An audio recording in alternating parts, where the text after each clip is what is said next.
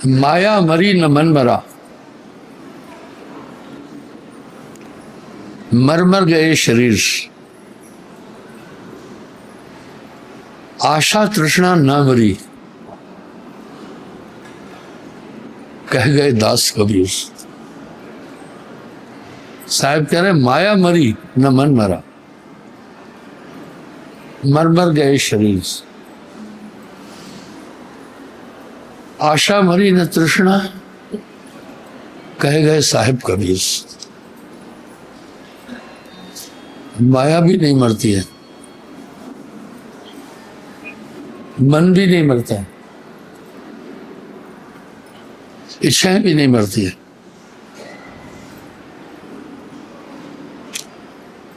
और शरीर खत्म हो जाता है। माया मरी न मन मरा, मर मर गए शरीर, आशा तृष्णा ना मरी, कह गए साहिब कबीर।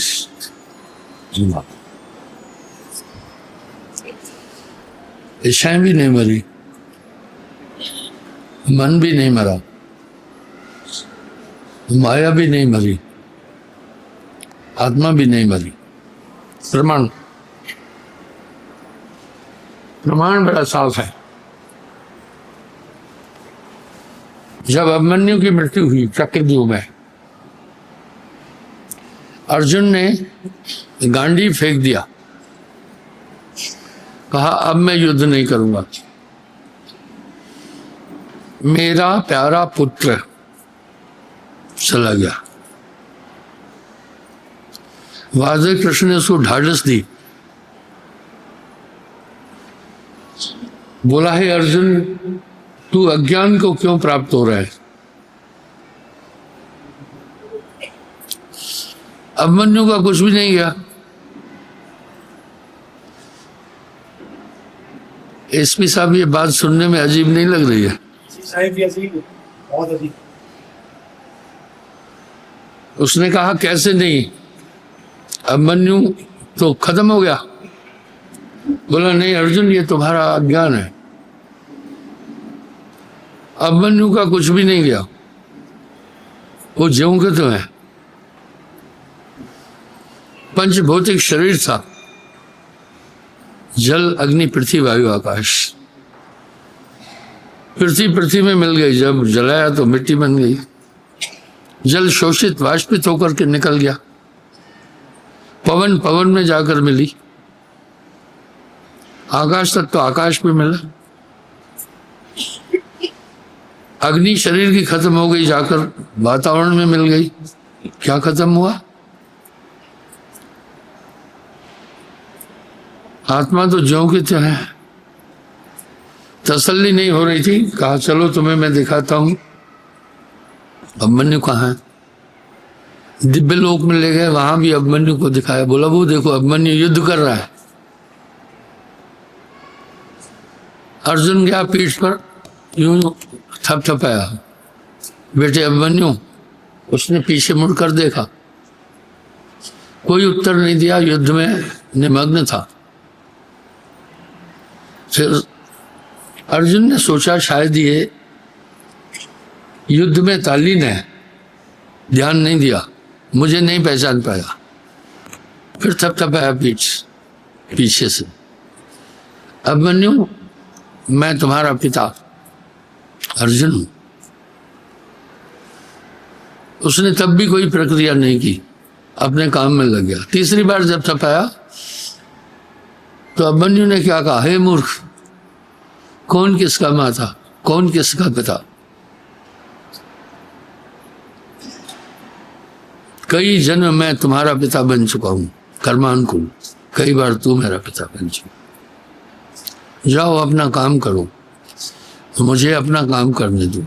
इच्छाएं नहीं मरी, आओ मैं सिद्ध करता हूं। शहीदी चौक की एक बालिका मेरे पास आई, कहा गुरुदेव मेरे पिता शरीर छोड़ गए हैं, मुझे मिलते रहते हैं। मुझसे पानी मांगते हैं।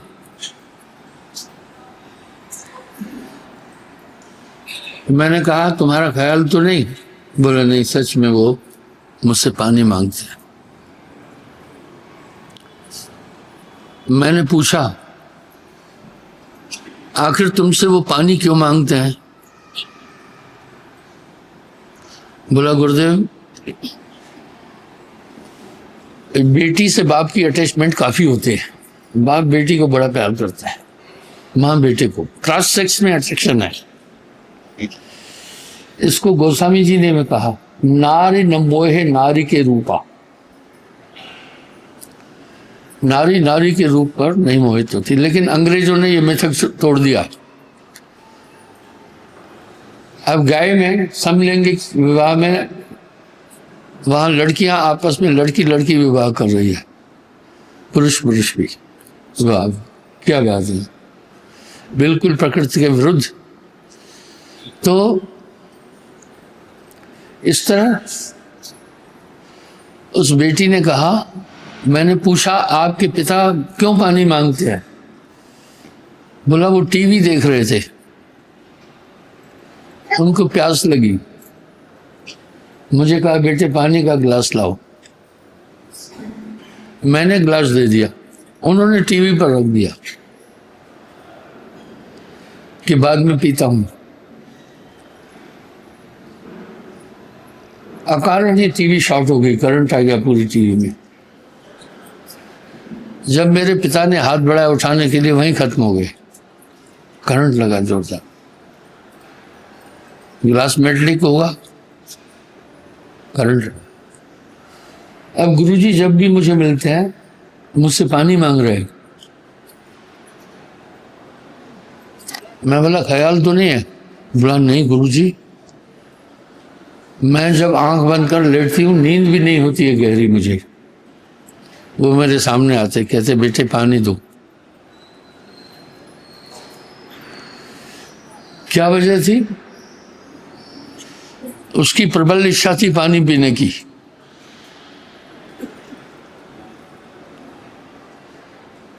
उसकी प्रबल इच्छा थी कि पानी पीऊं।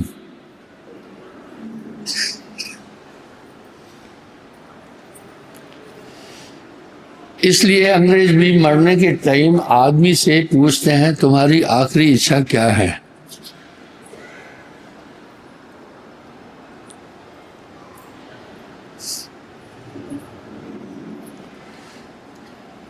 एक मनचले को फांसी दे रहे थे। बोला आखिरी इच्छा बताओ क्या है? आखिरी इच्छा पूछते हैं। उसने कहा तरबूज खाना है। बोला तरबूज तो होता है गर्मी में, अभी तो तरबूज की सीजन नहीं है। उसने कहा मैं जल्दी में नहीं हूं, फिर मुझे तरबूज खिलाकर गर्मी में ही मारना। कहने का मतलब है स्वेच्छा निर्मित तन। आपकी आत्मा में बहुत बड़ी ताकत है। जहां आशा तहबासा हुई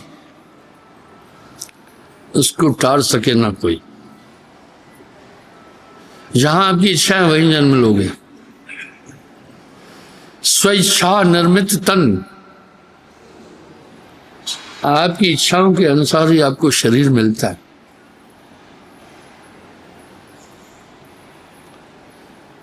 तो साहब भी कह रहे हैं माया मरी न मन मरा। मर गए शरीर, आशा तृष्णा ना मरी,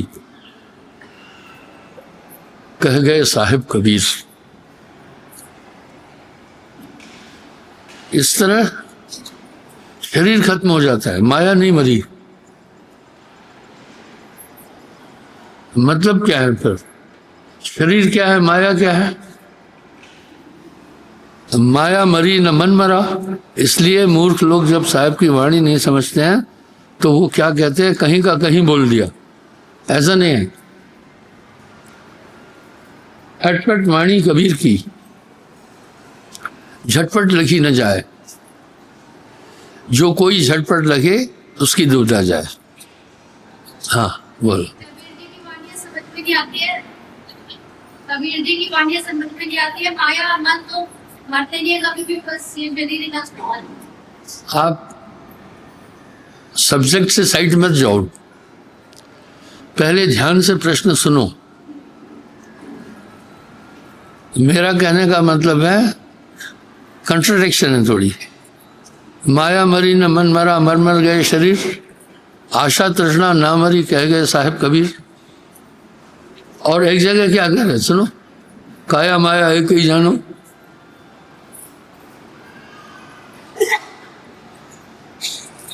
यानी ये काया भी माया है, और एक तरफ कह रहे हैं माया मरी न मन मरा, मर मर गए शरीर। एक तरफ शरीर और माया एक बोल रहे हैं, एक तरफ कह रहे हैं कि मर मर गए शरीर। एक तरफ तो बोल रहे हैं शरीर नष्ट हो रहा है, पर दूसरे तरफ शरीर ही माया है, वो नष्ट भी नहीं हो रहा है। तो फिर समझो सवाल, अगर माया मरी न मन मरा, माया नहीं मरी, शरीर मरा, तो जब शरीर भी तो माया है, काया माया एक ही जानो।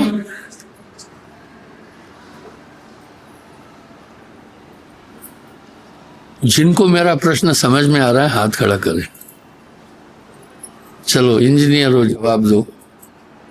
सर जब शरीर में श्वास लगता है, जल पृथ्वी पृथ्वी वायु आकाश, उनका भी कभी नष्ट नहीं होता, इसलिए माया नहीं बनी। माया भी 5 तत्व का, शरीर 5 तत्वों से बना। वो तो ठीक है, फिर शरीर मर गया, शरीर क्या है?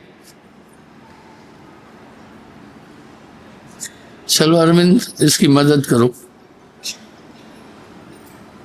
एक जगह यहाँ बोल रहे हैं कि माया मरी ना मनता, वहाँ पर शायद बात ये है कि अगर हमारा भौतिक शरीर तो खत्म हो जाता है, लेकिन उसके बावजूद भी आत्मा पूर्ण रूप पर तो नहीं होती, किसी न किसी चीज में पहुंच। नहीं, तुम अंदर से सेटिस्फाई हो कि उत्तर ठीक है, तो सीधा बोलो नहीं पता है।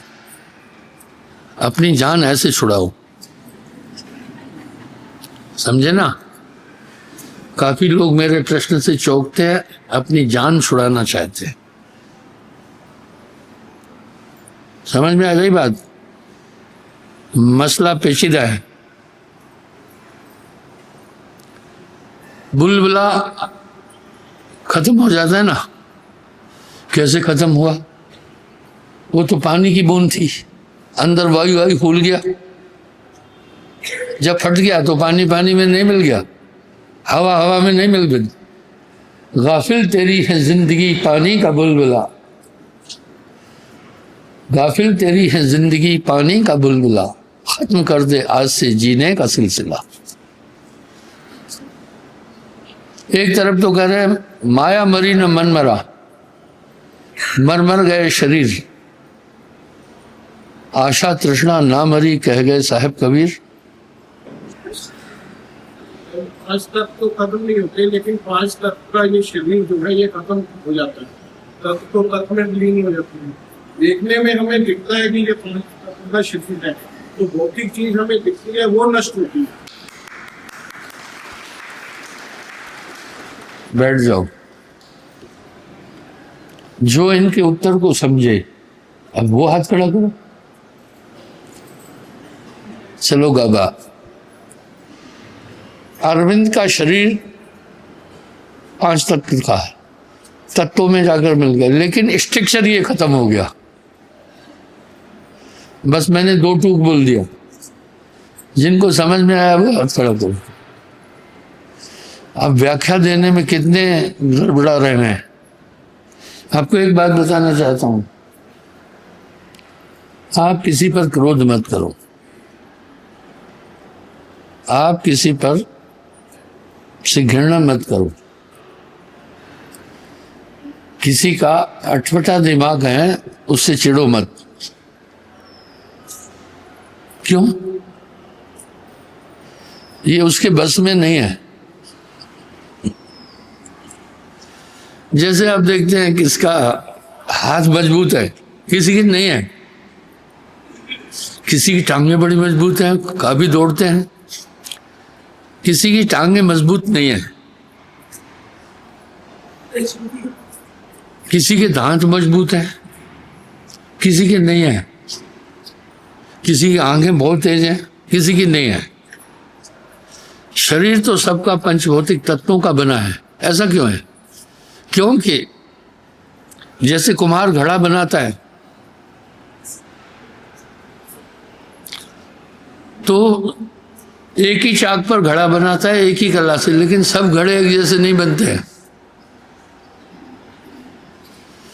इस तरह बच्चा जब मां के पेट में पोषित हुआ, मां ने उसको डाइट दी,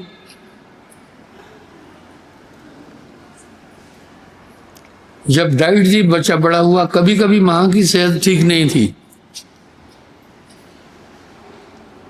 गर्भ वो था, गर्भ द्वार का सांचा भी वही था,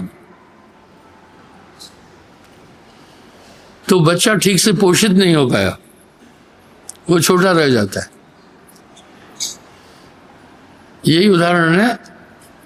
जम्वाल जी का एक बेटा छोटा लंबा चौड़ा है, एक नहीं है लंबा चौड़ा, माँ बाप सेम थे। ये क्या था? फीडिंग नहीं मिली। अब घड़ा क्यों एक ही चाक पर वो एक ही जैसे घड़े बनाना चाह रहा है, पर सब घड़े एक जैसे नहीं बन पाए। चाक वही है, मिट्टी वही है, कुम्हार वही है, डिफरेंस क्यों आ गया भाई? घड़ों में डिफरेंस, वो एक ही साइज के बना रहा है, एक ही जैसे बना रहा है। दूसरा उदाहरण, कुल्फी जमाते हैं लोग, सांचा एक ही है, लेकिन जब मशीन में रखा तो सब एक जैसे नहीं हो पाते। होता है ना? इसकी वजह क्या रही? कुम्हार जब घड़ा बना रहा था तो हो सकता है उस घड़े में उसने कंसंट्रेशन फुल दिया, इसलिए उसकी उंगलियों की मूवमेंट ठीक रही। लेकिन एक और घड़ा बनाया, उसमें वो वेल कंसंट्रेट नहीं था, इसलिए वो पूरी मूवमेंट फिंगर से नहीं दे पाया, तो उस घड़े में और इस घड़े में अंतर आ गया।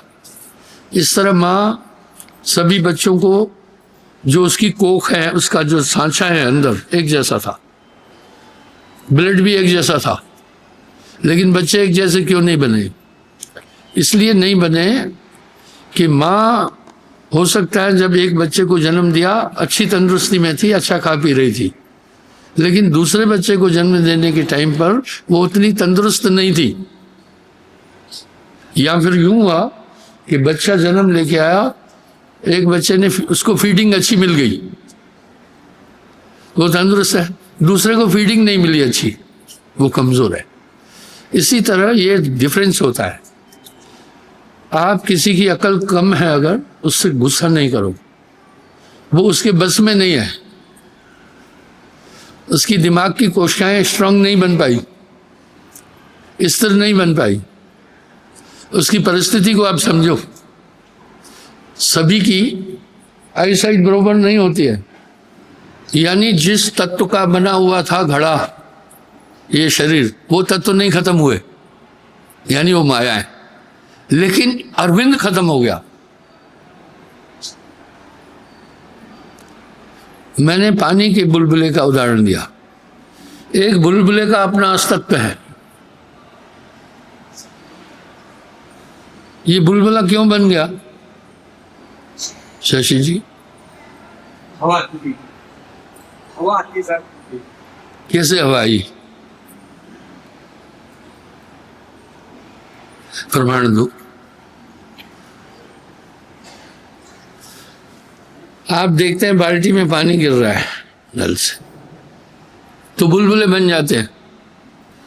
नहीं तो शीशे का गिलास लाओ, अभी मैं प्रत्यक्ष दिखा रहा हूं, क्योंकि वो पानी उछला, जब नीचे गिरा तो वहां वायु थी, उसने वायु को कवर कर लिया, बुलबुला बन गया। गाफिल तेरी है जिंदगी पानी का बुलबुला, ये जिंदगी पानी के बुलबुले की तरह। लेकिन फिर क्या हुआ? बुलबुला फूटा क्यों? उसे फूटना ही था। हाँ, हवा बाहर निकलना चाह रही थी और हवा के बेस पर ही वो बना है। बुलबुला खत्म हो गया, लेकिन कुछ नहीं गया। हवा हवा थी, पानी पानी में हो गया।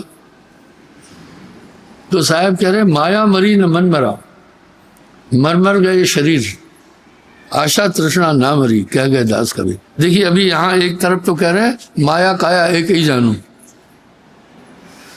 पर इसका शरीर जो पंचतत्व का था अरविंद का, जल अग्नि पृथ्वी वायु आकाश, अरविंद खत्म हो गया, ये स्ट्रक्चर। लेकिन इसके अंदर जो तत्व थे वो मिटे ही नहीं। इसी तरह बताना चाह रहा हूं, इंसान खत्म हो जाता है, उसकी इच्छाएं नहीं मरती है।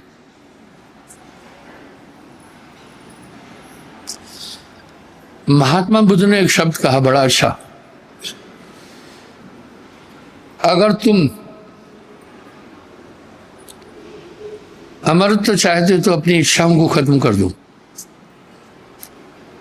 अगर तुमने अपनी इच्छाएं खत्म कर दी तो तुम समझो अमर है, अमर हो।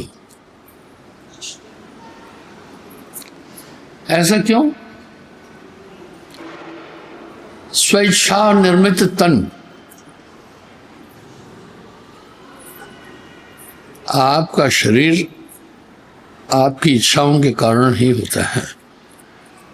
अब साहब पुष्टि क्या करें? चाह मिटी चिंता मिटी,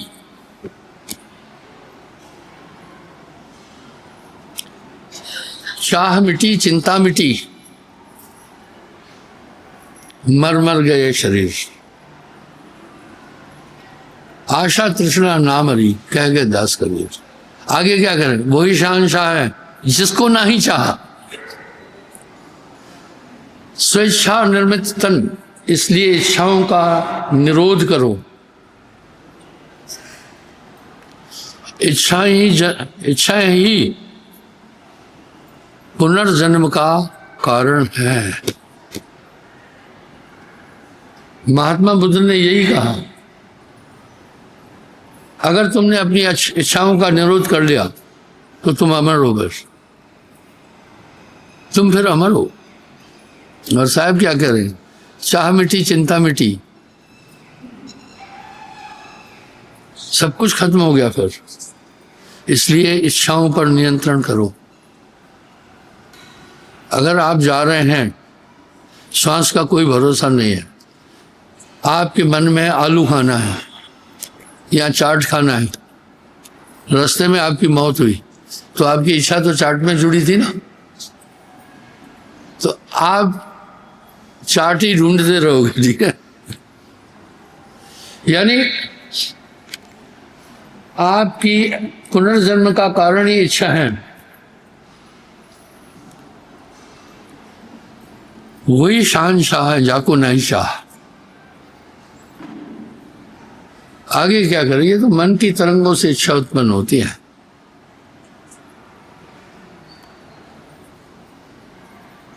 मन की तरंगों से ही इच्छा उत्पन्न होती है। जाको नहीं चाह, वही शहंशाह है जिसको नहीं चाह। दुख और सुख भी इच्छाओं के कारण होता है। दुख सुख और कुछ नहीं है। इच्छा की पुत्र हो जाए, पुत्र हुआ, खुशी मिली। अगर इच्छा की पुत्र हो जाए और बेटी आ गई, दुखी हो गए। अब इच्छाओं का निरोध कैसे करें? भाई इच्छाओं का दमन कैसे करें? इच्छाओं पर नियंत्रण कैसे करें?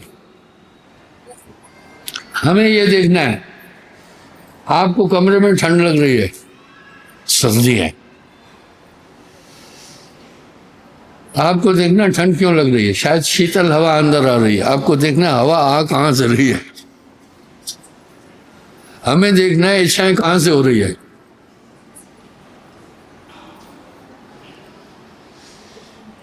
जब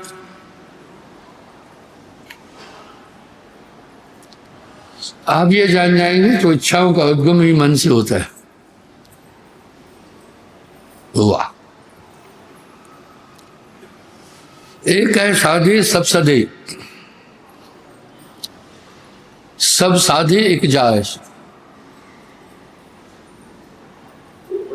माली सींचे मूल को, ऋतु आवे फल खाए।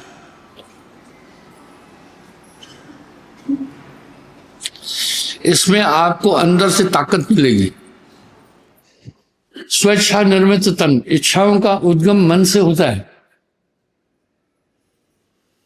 इंसान कर्म कैसे करता है? पहले इच्छा होती है। उदाहरण के लिए एक कमरा और बनाना है। इच्छाएं क्यों हुई? इच्छाओं का संबंध किससे है? इच्छाएं किस कंसर्ट से होती है?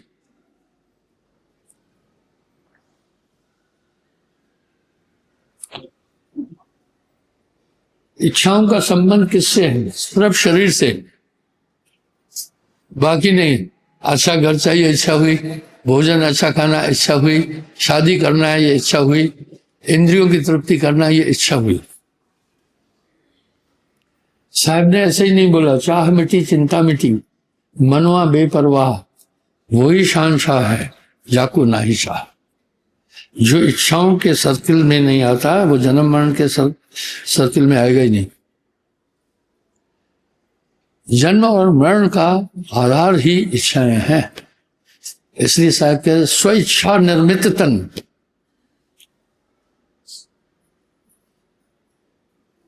आपके शरीर में बड़ी लूटिंग है। पूरा साजो सामान धोखा है। शरीर का पूरा साजो सामान आत्मा के बंधन के निमित्त है। जल के 3 रूप है, ठोस तरल वाष्प। इस तरह मन के ही 4 रूप है, मन बुद्धि चित्त अहंकार। मन करता यह देह समाना। साहब की वाणी आइडियोलॉजी बड़ी सुपर है। मन हसे मन रोए, मन जागे मन सोए, मन लेवे मन देवे। कहत कबीर सुनो भाई साधो, जगत बना है मन से। देव निरंजन सकल शरीरा, तामे ब्रह्मण रहल कबीरा। ये आइडियोलॉजी कोई नहीं बोल रहा, सिर्फ भ्रमित कर रहे हैं। ये काम करना तेरा कल्याण हो जाएगा। कहीं कल्याण नहीं होने वाला है।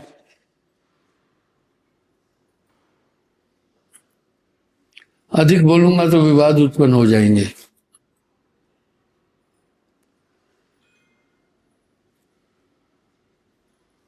इंसान सुख की तलाश कर रहा है।